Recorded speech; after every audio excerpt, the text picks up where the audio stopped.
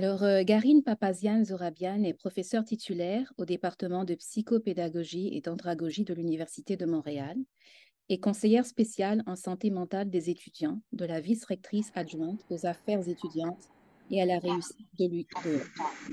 Elle est directrice scientifique de l'équipe de recherche interdisciplinaire sur les familles réfugiées et demandeuses d'asile. Elle est chercheure régulière du Sherpa, Recherche, Immigration et Société, ainsi que du centre de recherche dont nous faisons partie aujourd'hui, le CRIJAD. Elle est psychologue, psychothérapeute, membre de l'Ordre des psychologues du Québec. Garine Papazian-Zorabian est née et a fait ses études au Liban. Elle a travaillé avec Médecins sans frontières en Arménie, où elle a effectué sa recherche pour l'obtention de son doctorat en psychologie clinique.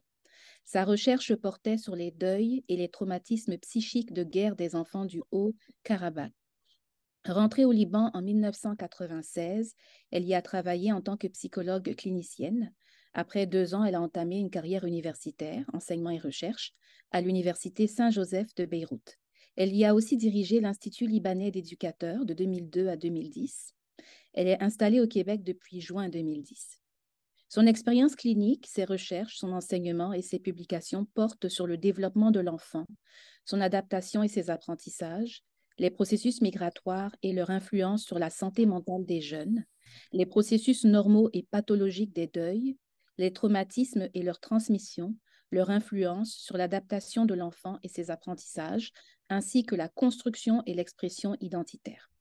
Ses principaux projets de recherche financés en majorité par le CRSH portent sur le parcours pré-, péri- et post-migratoire des élèves immigrants, réfugiés et demandeurs d'asile, la promotion du bien-être psychologique des élèves en milieu scolaire et vise le développement de nouvelles pratiques inclusives ainsi que la production de nouveaux outils pour les milieux éducatifs. Merci beaucoup, Garine, d'être avec nous aujourd'hui, puis on vous laisse la parole. Oui, bonjour à tous. Merci d'être présents. Merci au CRIJAD pour l'organisation de cette conférence midi. Et je me sens appartenir au CRIJAD et j'ai réalisé hier soir que je n'avais pas le logo à ma disposition pour le mettre sur mon PowerPoint. Mais donc, j'assume et je suis très fière de faire partie aussi de ce centre de recherche unique en son genre. Euh, et, euh, et je trouve que mes travaux sont très connectés aux travaux du centre de recherche CRIJAD, comme le centre de recherche Sherpa, dont je suis membre. Donc, voilà, donc je sais qu'on a peu de temps et vraiment, en préparant le PowerPoint hier soir, je me disais, bon, j'ai 30 à 40 minutes, je veux qu'on ait un moment d'échange. Sur quoi je mets l'accent? Donc, alors, j'ai choisi quand même de présenter certains enjeux importants, mais de vous donner aussi, de partager avec vous quelques résultats de recherche aussi, d'une recherche que j'ai menée au Québec, pour terminer avec un peu les défis et les pistes d'intervention auprès de ces familles. Donc, voilà, on va y aller, on va se jeter. Donc, premièrement, d'abord, hein, dans le titre, vous avez vu parcours migratoire et santé mentale. Quand on parle de parcours migratoire, on sait que les parcours sont très, très multiples et variés. Hein. Aujourd'hui, je vais parler surtout des familles réfugiées et demandeuses d'asile, mais c'est important de comprendre que il y a différents types d'immigration. Hein. Au Québec et au Canada, on accueille des immigrants.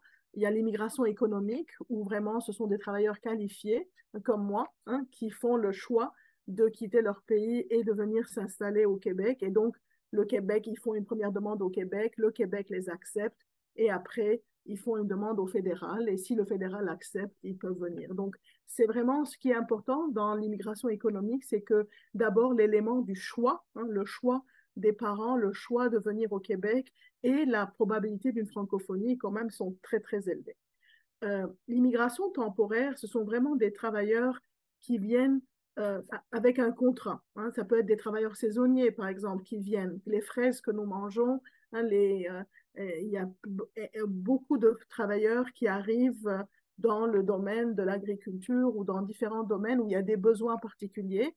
Et donc, ils viennent en fonction d'un contrat et leur visa est vraiment dépendant de ce contrat et bien sûr de l'employeur qui octroie qui propose ce contrat et donc le visa en dépend beaucoup. Donc, il y a le côté, quand même, c'est important, dans l'immigration temporaire, il y a l'enjeu de la temporalité, hein, et quand on accueille des enfants, il se peut qu'ils quittent aussi, hein.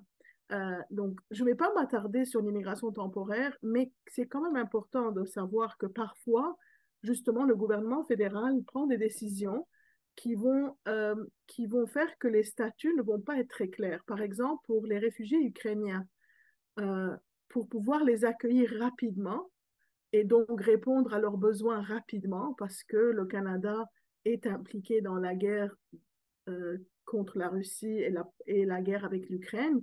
Donc, il y a eu ce désir de répondre rapidement aux besoins des réfugiés ukrainiens et donc on leur a octroyé un visa temporaire. Donc, les Ukrainiens sont venus avec un visa temporaire de 3 ans, comme si c'était des travailleurs temporaires, alors qu'en réalité, c'est des réfugiés qui ont fui une guerre, mais en même temps, il se peut que dans 3 ans, hein, que ces personnes décident de repartir, de quitter le Québec. Donc, tous les enjeux liés à leur intégration, vous comprenez, hein, que ça joue énormément sur l'adaptation, l'intégration, le type de statut que la personne a. Alors, les réfugiés, on va en parler, mais, et je vais définir ce que c'est qu'un réfugié, mais les réfugiés en général sont ceux qui ont été reconnus en tant que réfugiés à l'extérieur du Canada par le Haut Commissariat pour les réfugiés des Nations Unies et qui ont été accueillis, réinstallés au Canada. Donc, automatiquement, quand on accueille des réfugiés, on sait que la probabilité d'avoir vécu des deuils, des traumatismes dans le parcours pré-migratoire et péri-migratoire est quand même assez important. C'est une situation souvent de migration forcée parce que les gens ne décident pas de quitter leur pays. En fait, ils n'ont pas le choix, hein, à cause des guerres, des persécutions, etc.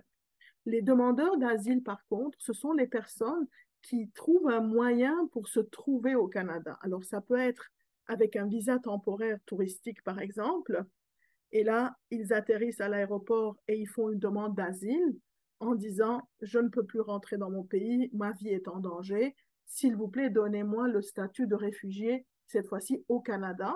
Ça peut être aussi des personnes qui entrent d'une manière, je dirais, irrégulière. Dans le temps, il y avait le chemin Roxham qui permettait justement à ce que des gens puissent entrer au Canada. Là, on a fermé en mars 2023 le chemin Roxham, mais ça ne veut pas dire, les statistiques montrent que malheureusement, je ne vais pas aller dans ce sens-là, ce n'est pas le but, mais les demandes d'asile ne diminuent pas depuis la fermeture du chemin Roxham.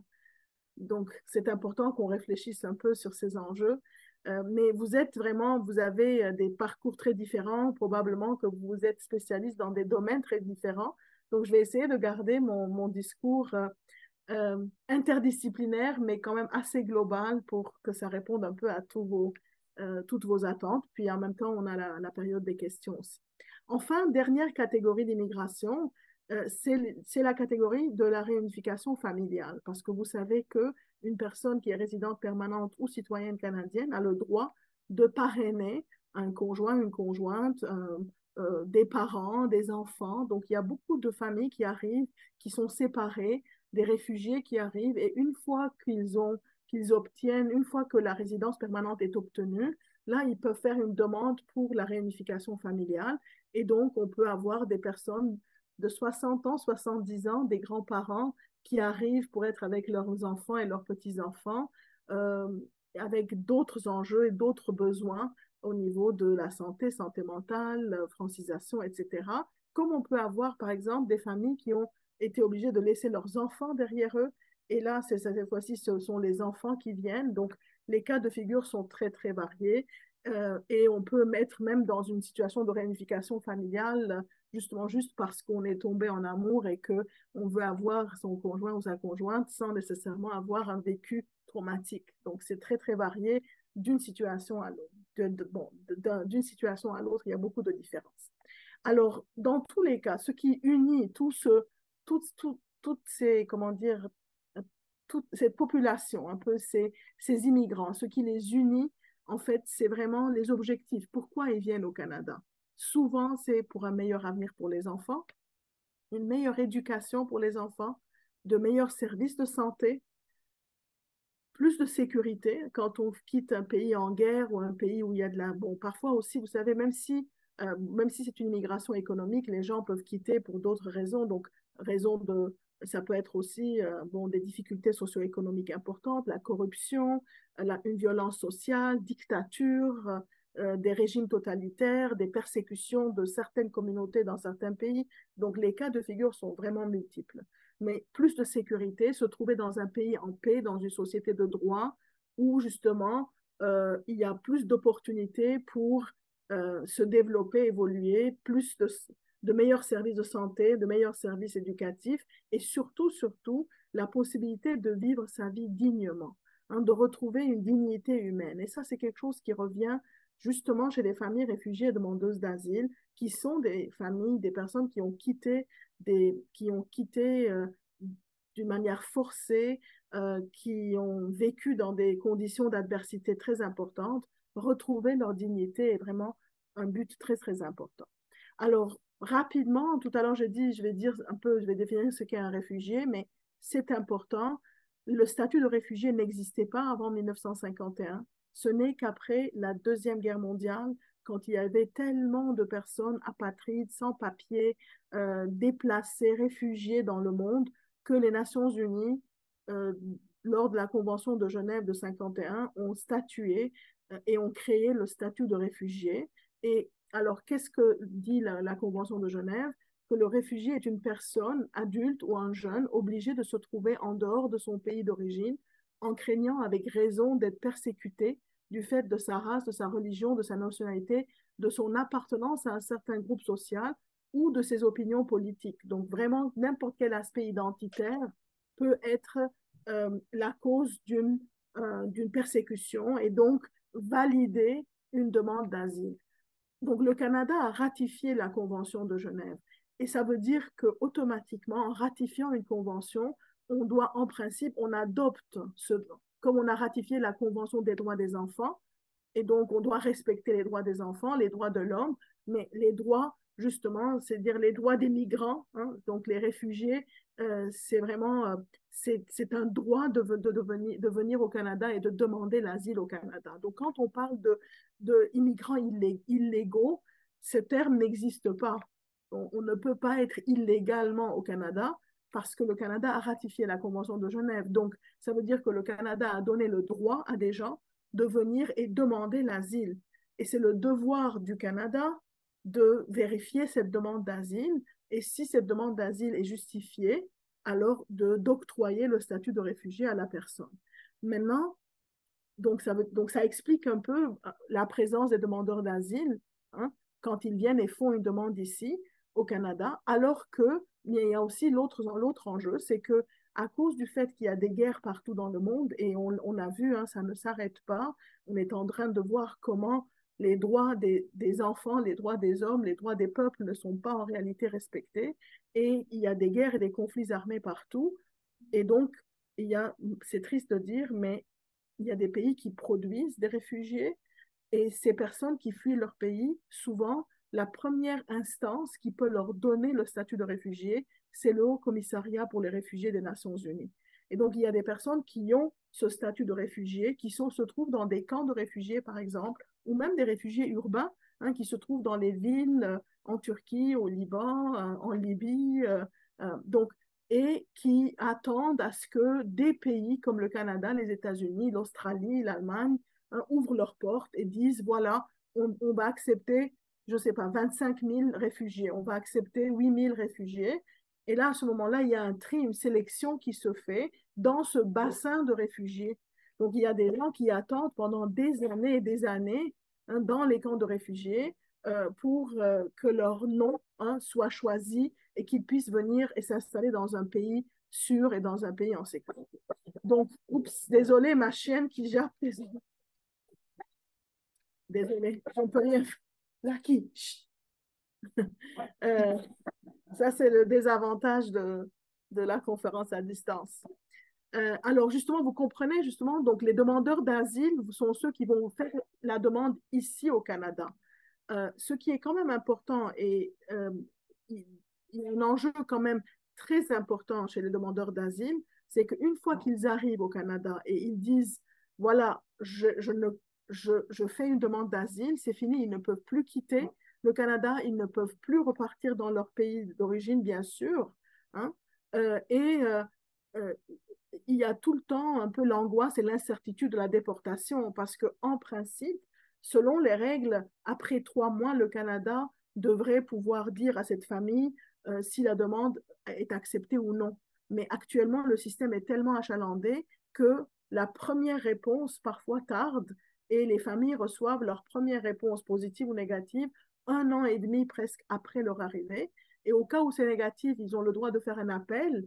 Et parfois, 3 ans après, leur statut n'est pas encore réglé. Ils sont encore demandeurs d'asile. Mais en 3 ans, il y a des enfants qui naissent. La famille doit survivre au Canada. Et il y a des recherches qui sont menées et qui montrent un peu la situation des demandeurs d'asile.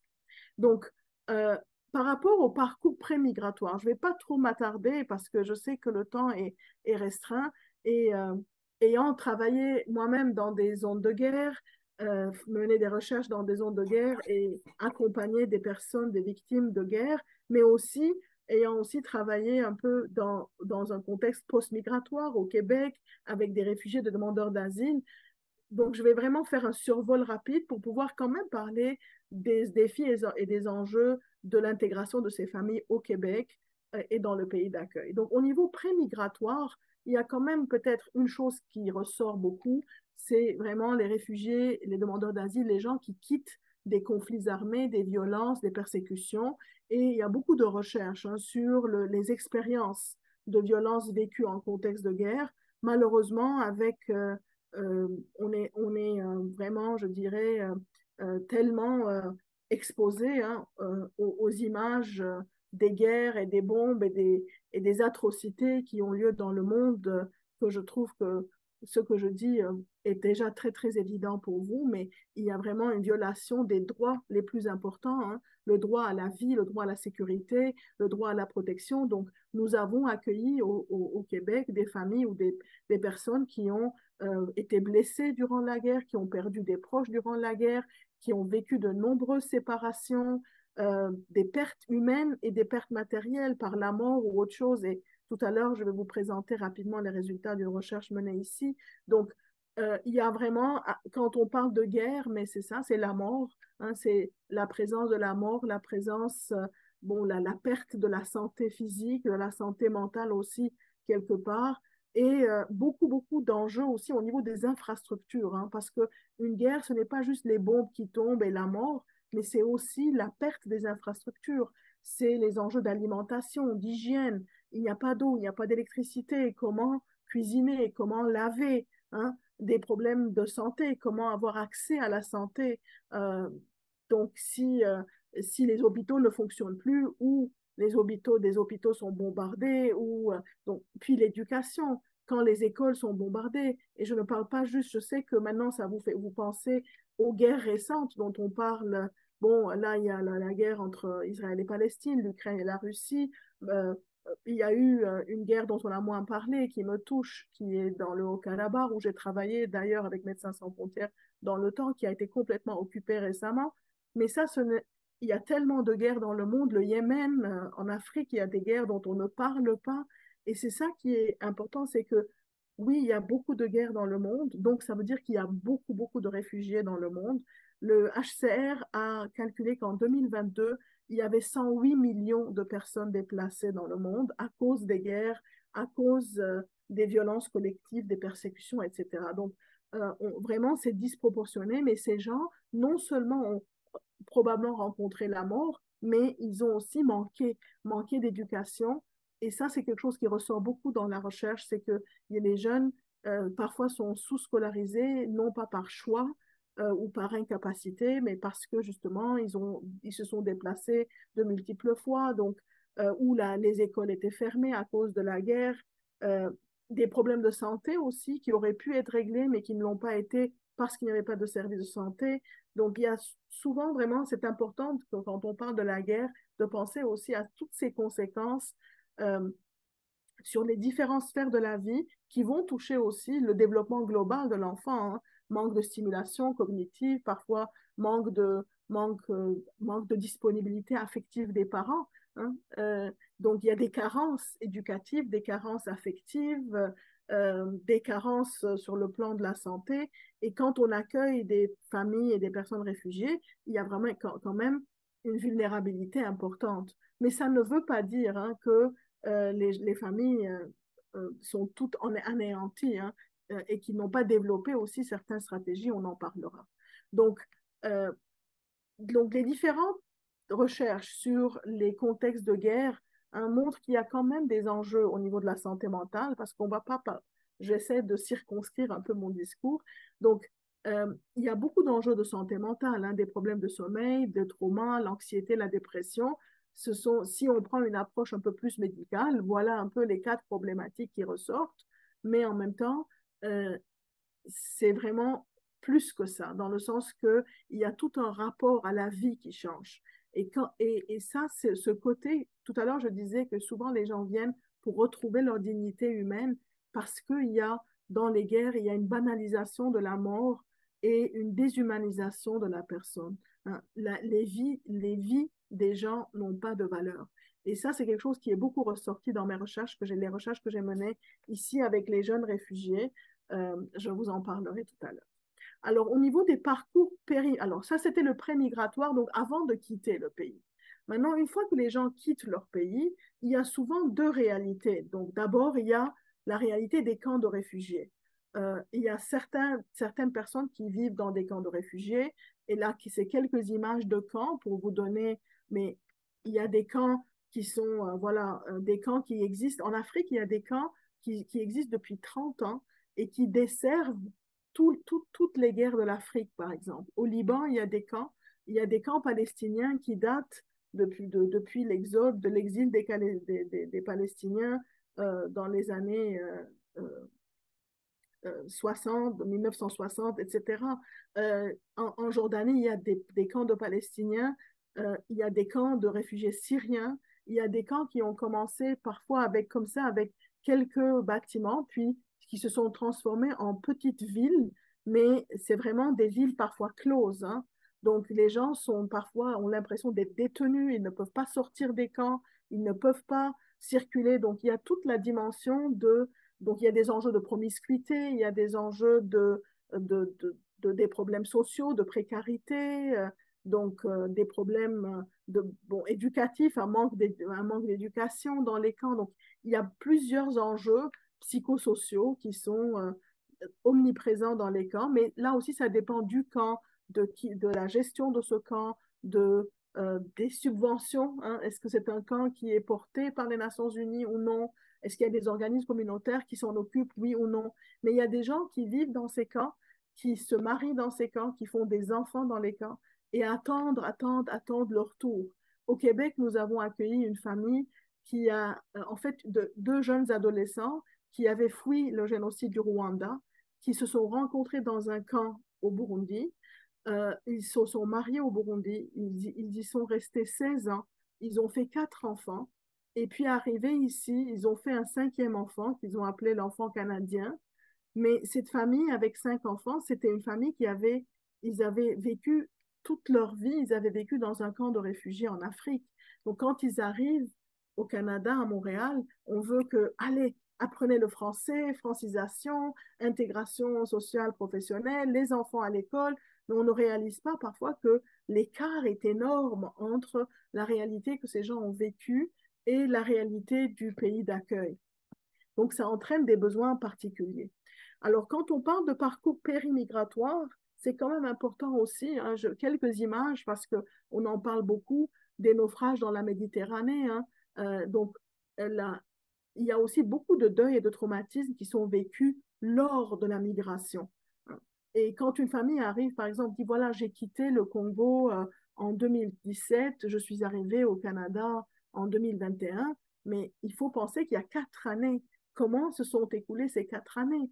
Est-ce que les gens, la famine, les violences, euh, la discrimination, le racisme, est-ce qu'ils ont vécu des expériences difficiles lors de ce parcours migratoire? Est-ce qu'ils ont rencontré aussi la mort? Et c'est là où, par exemple, pour les naufrages en Méditerranée, il y a des gens qui quittent l'Afrique du Nord dans le temps, ils quittaient la Turquie pour aller prendre le risque de mourir dans la Méditerranée était mieux que vivre dans un camp de réfugiés euh, au Liban ou en Turquie ou en Libye, etc. Donc, c'est vraiment des risques importants que les gens prennent avec l'espoir d'un meilleur avenir. Et là, la deuxième image que vous voyez en haut, les femmes avec leur bébé qui marchent, c'est c'est la route, en fait, cette route qui est nommée maintenant la route de la mort. Les gens qui viennent, qui traversent l'Amérique latine, l'Amérique centrale pour monter aux États-Unis et après venir faire une demande d'asile au Canada.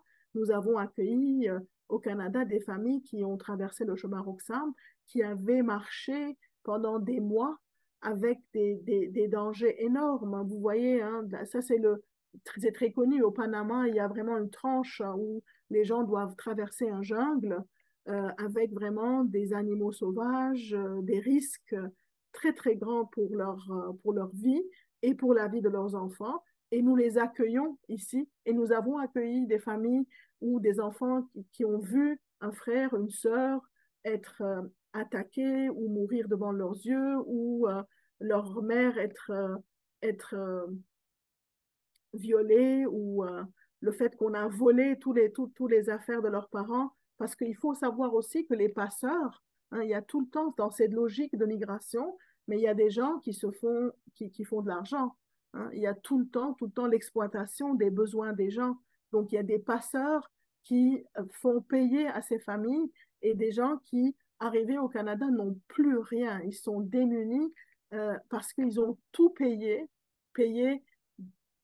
parfois de leur corps et de leur vie pour arriver au Canada. Donc, et la situation dans laquelle ils se trouvent au Canada dépend beaucoup un peu de ce parcours périmigratoire.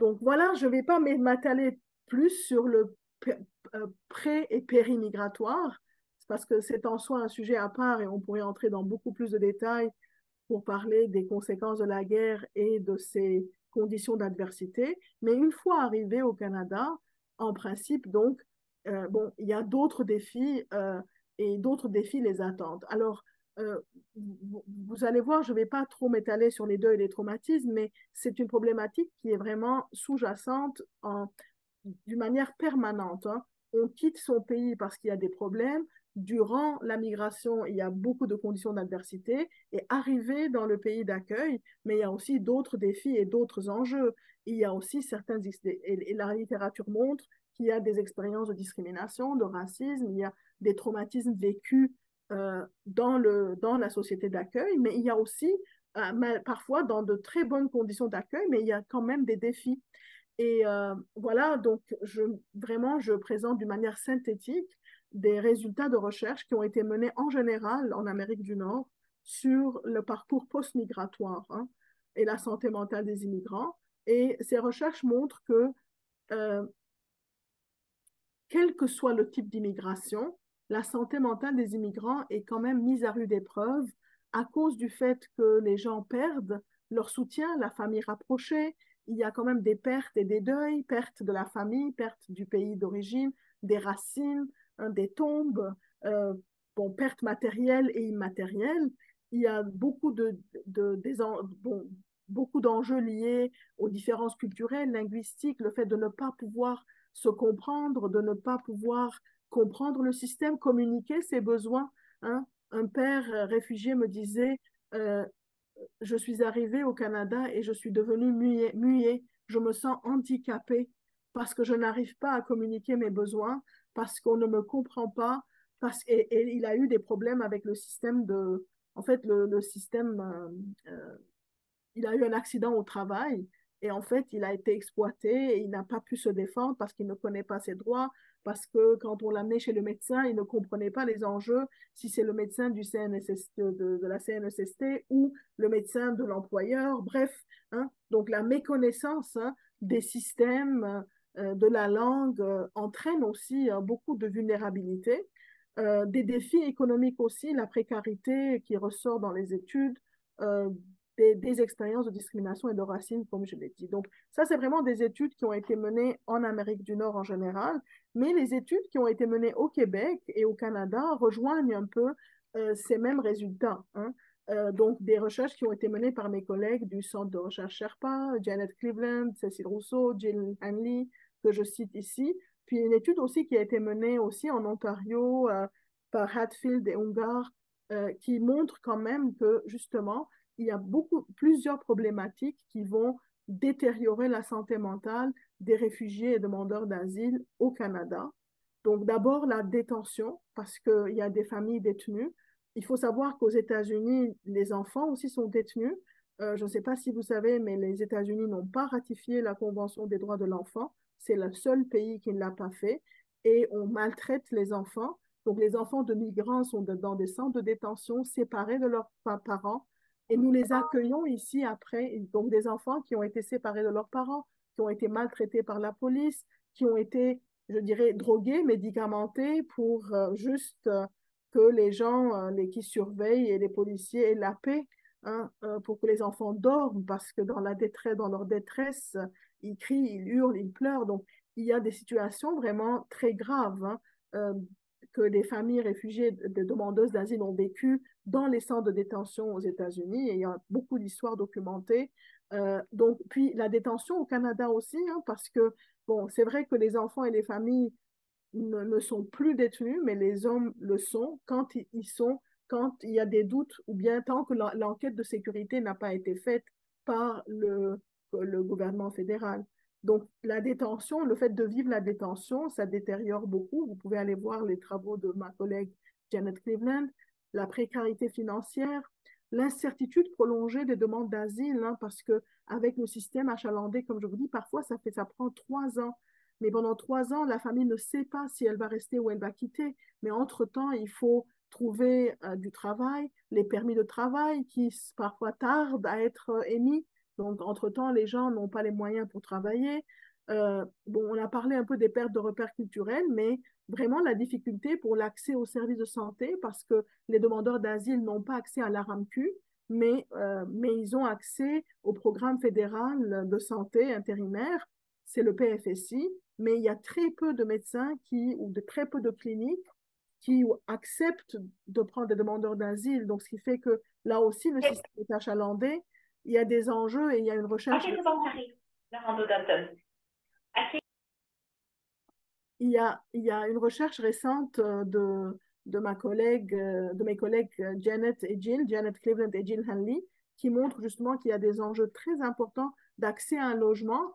On le sait, hein, même pour des personnes non immigrantes, non réfugiés, non demandeurs d'asile, il y a des enjeux de logement, une crise de logement, mais en fin de compte, les demandeurs d'asile qui arrivent, hein, ils n'arrivent pas, ils arrivent euh, au milieu de l'année, ils n'ont pas les moyens, et donc la recherche de Cleveland et Hanley montre que vraiment, la majorité ont des problèmes, des logements insalubres. Donc, ça vient ajouter à la détresse familiale, hein, et tous les défis, hein, de leur adaptation et l'intégration. Donc, les expériences de discrimination, les défis liés à la francisation sont vraiment des choses bon, en fait, des éléments qui ont été documentés au Québec et ça entraîne une détresse psychologique, ça augmente le stress, ça augmente la vulnérabilité psychosociale et ça détériore la santé mentale. Alors, au contraire, justement, et dans un sens un peu plus positif, il y a vraiment des recherches qui montrent aussi de quoi ces immigrants, ces réfugiés demandeurs d'asile ont besoin, qu'est-ce qui pourrait les aider pour aller mieux et pour mieux vivre au Québec. Bon, déjà, l'accès à un réseau de soutien social, donc des membres de leur famille, donc on comprend l'enjeu de la réunification familiale. J'ai une étudiante, Myriam Richard, qui fait une thèse sur la réunification familiale. Elle a des résultats percutants, alors j'espère qu'elle va publier bientôt, elle présente déjà ses résultats, où il y a des gens qui, qui n'arrivent pas, ils ont besoin de leur famille. Hein. Toutes les recherches de Lisa Mary sur les familles transnationales, l'importance de la famille ailleurs, et donc euh, quand il y a un réseau de soutien, automatiquement, il y a une amélioration de la santé mentale. Donc, l'accès à l'éducation, c'est aussi, alors, parfois, on pense que santé mentale et éducation sont séparés, alors que ce n'est pas vrai du tout. L'éducation participe au développement de la santé mentale des jeunes. Juste pour les enfants de la guerre, par exemple, les enfants, le fait de se trouver à l'école, le fait de se trouver, de reprendre une vie normale, d'être à l'école comme tout le monde, d'apprendre, d'avoir des perspectives d'avenir en soi, hein, ça fait du bien. Mais en même temps, c'est très important. Moi, quand je donne des formations ou des conférences dans les milieux éducatifs, mais j'insiste sur le fait que les acteurs scolaires doivent être très conscients qu'ils ont entre leurs mains le projet migratoire des parents, parce que les parents souvent ont tout quitté, ont tout perdu, mais leur seul espoir, c'est un meilleur avenir pour leurs enfants, une meilleure éducation, de meilleures conditions de vie. Et donc, à l'école, vraiment, c'est l'école a la responsabilité, hein, indirectement, de la réussite du projet migratoire des parents, hein. Donc, quand les enfants ont des difficultés, comment on les traite, comment on sollicite les parents, hein, tout ça, ça joue au niveau de la détérioration ou non de la santé mentale des parents. Dans un de mes projets de recherche euh, au Québec, ce qui ressortait énormément, c'est que, au fond, dans de très bonnes intentions, mais l'école, dans son but de collaboration avec la famille, parfois le type de collaboration proposé à la famille détériorait la santé mentale des familles. Parce que, imaginez-vous, s'il y a 4 enfants dans la famille et les parents reçoivent des agendas et les enseignants écrivent votre enfant a niaisé, votre enfant n'étudie pas, votre enfant fait ça, votre enfant fait ça, et les parents reçoivent tout ça alors qu'ils sont démunis, ils ne savent pas quoi faire, ils doivent travailler, ils doivent apprendre le français, ils doivent survivre, et ils reçoivent tous ces messages négatifs de l'école en se sentant énormément impuissants. Et donc, ça détériore la santé mentale des parents. Et quand la santé mentale des parents est détériorée, mais ça détériore la santé mentale des enfants aussi, hein. Il y a une interdépendance. C'est pour ça que c'est important de prendre la famille comme une entité. Donc, voilà les recherches qui montrent quand même que voilà l'accès à l'éducation, l'insertion socio-professionnelle, l'accès à un statut de résident permanent. Quand on a le statut, c'est fini. Au moins, il n'y a plus hein, l'épée de Damoclès n'est plus sur la tête des gens. Le risque de la déportation n'est pas là en train de les angoisser. Euh, Parce qu'imaginez-vous, quand ils ne savent pas s'ils vont rester ou pas, quand ils ne savent pas s'ils vont pouvoir manger ou non, et nous, on leur dit, oui, mais apprenez le français, trouvez un travail. Et on dit aux enfants, voilà, vous êtes dans les classes d'accueil, mais apprenez le français. Mais il y a des enfants qui ne savent même pas s'ils vont rester au Canada. Donc, vous comprenez les enjeux de motivation. Et ce qui est intéressant, c'est qu'on voit, par exemple, qu'il y a des enfants actuellement ukrainiens dans nos écoles à cause du fait que leur statut est un statut de résident temporaire et que les parents n'ont pas encore décidé s'ils vont rester ou non. Tout dépend de la guerre en Ukraine et de la situation en Ukraine. Les enfants ne veulent pas apprendre le français. Et c'est la même chose pour beaucoup de demandeurs d'asile, parce qu'ils ne savent pas encore s'ils vont rester ici ou non. Donc, toute la motivation à apprendre une langue, à s'intégrer, vient être ébranlée, hein, par le statut. Et c'est important de voir l'interdépendance de ces enjeux. C'est pour ça, en fait, que en 2019, grâce au fonds de FRQSC, j'ai pu créer l'équipe de recherche interdisciplinaire sur les familles de réfugiés et demandeuses d'asile, parce que il faut jeter un coup, vraiment regarder d'une manière, dans une perspective interdisciplinaire, l'interdépendance entre l'insertion socio-professionnelle des parents, l'éducation des enfants, la santé mentale des parents et la santé mentale des enfants, les enjeux de loi et de législation, les enjeux d'accès aux services, d'accès à l'éducation, accès au statut de résident permanent, hein, tout est vraiment interrelié. Alors, il y a des recherches aussi qui montrent l'importance des services d'accueil, des services de réinstallation. D'ailleurs, un des projets que j'ai mené avec le ministère de l'Immigration, c'était une évaluation des processus de sélection des réfugiés pris en charge par l'État du Québec et les services d'accueil et de réinstallation. Et je peux vous dire d'une manière hyper synthétique les résultats. Les gens sont très, très satisfaits des services d'accueil et de réinstallation, mais il y a un problème dans les deux bouts, dans le sens qu'il y a un problème dans le processus de sélection et l'information qu'on donne aux gens. Hein. Il y a des gens qui, par exemple, pensaient qu'ils étaient dans une ville anglophone parce que ça s'appelle Québec City. Donc, ils avaient choisi Québec City en pensant que c'était anglophone. Donc, il y a vraiment une méconnaissance du système. Il y a des gens, par exemple, qui n'ont pas déclaré tous les membres de leur famille parce qu'on leur a dit que ça va faciliter. Mais arrivés ici, ils ne peuvent plus faire la réunification familiale parce qu'ils n'avaient pas déclaré tous les membres de leur famille. Donc, leurs enfants sont restés derrière parce qu'il y a un ou deux enfants qui n'arrivent pas à rapatrier parce qu'ils ne les ont pas déclarés, parce qu'ils ont été mal conseillés. Donc, vous comprenez sous tous ces enjeux avant l'arrivée. Puis, d'accord, c'est parfait, l'accueil à l'aéroport, on les installe, on les aide à trouver un logement temporaire, puis un logement permanent. Il y a beaucoup de services au niveau de la réinstallation, mais après 6 mois, l'intégration réelle, là, il y a énormément de défis et d'enjeux par rapport aux cours de francisation, par rapport à l'insertion socio-professionnelle, etc. Donc, bon, voilà. Dans tous les cas, donc, pour dire qu'il y a des choses qu'on peut faire pour améliorer la santé mentale en développant le sentiment d'appartenance des gens et pour les aider à mieux s'intégrer à la société d'accueil. Je vois que le temps file, mais c'est pas grave. Je prépare toujours beaucoup de choses et après, mais je vais quand même garder un moment. Ce que je vais faire, je vais juste vous présenter rapidement les résultats de cette recherche dont je vous ai parlé.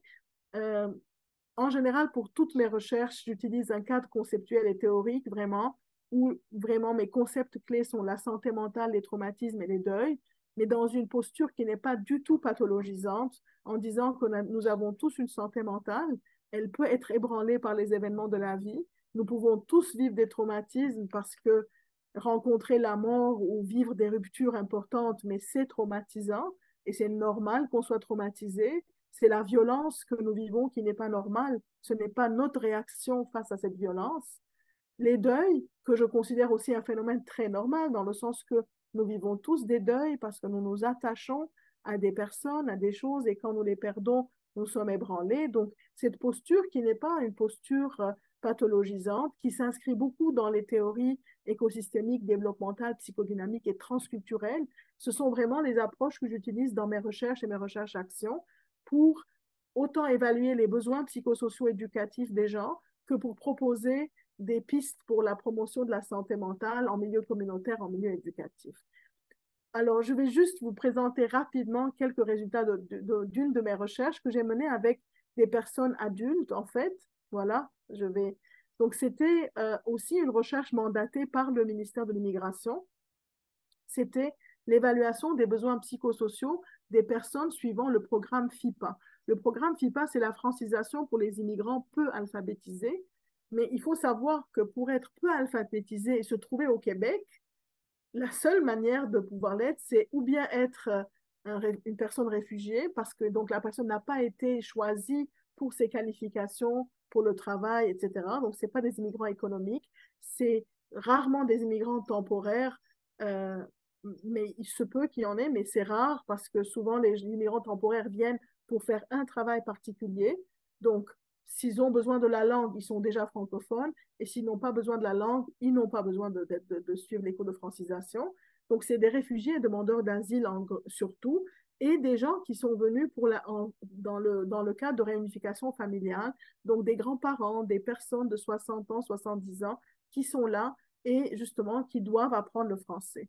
Donc, cette recherche, bon, je vais juste vous présenter quelques résultats rapides. C'était une recherche qualitative auprès de 58 apprenants de 6 villes différentes. Donc, on a fait la recherche, attendez, je vais voir si, voilà, bon.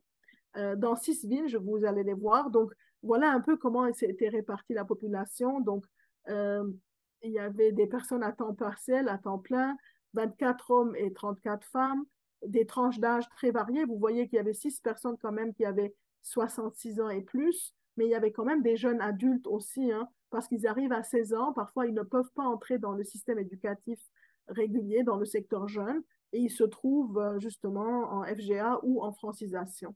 Donc, et surtout pour les personnes peu alphabétisées, c'est souvent plus en francisation que FGA. FGA étant la formation générale des adultes.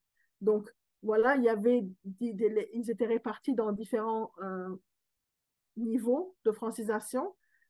Et nous avons mené l'entretien dans leur langue maternelle, en grande majorité dans leur langue maternelle. Donc, vous voyez les différentes langues.